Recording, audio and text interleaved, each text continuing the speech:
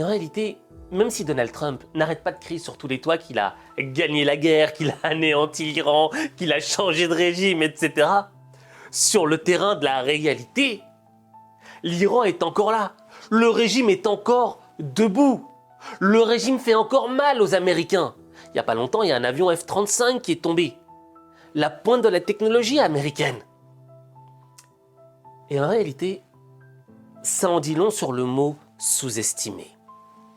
Tu vois, dans la vie, tu as deux tendances. Soit tu vas surestimer l'adversaire, soit tu vas le sous-estimer. Quand tu le surestimes, t'as pas envie de partir à la guerre parce que tu sais que tu vas te prendre des coups. Donc, tu recules.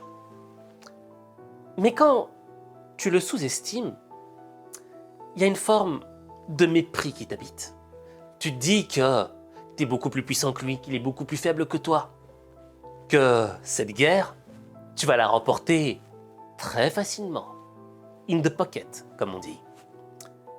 Le problème intervient à partir du moment où tu commences à recevoir les premiers uppercuts.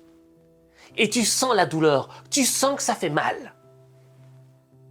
Et quand tu commences à avoir mal, le sentiment de mépris associé à la surconfiance que tu avais au début avant de partir à la guerre, eh bien ce sentiment se transforme en perte de confiance, perte de morale.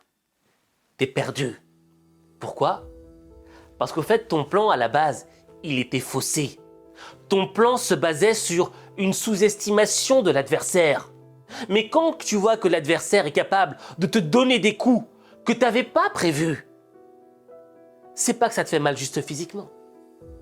Ça te fait mal moralement.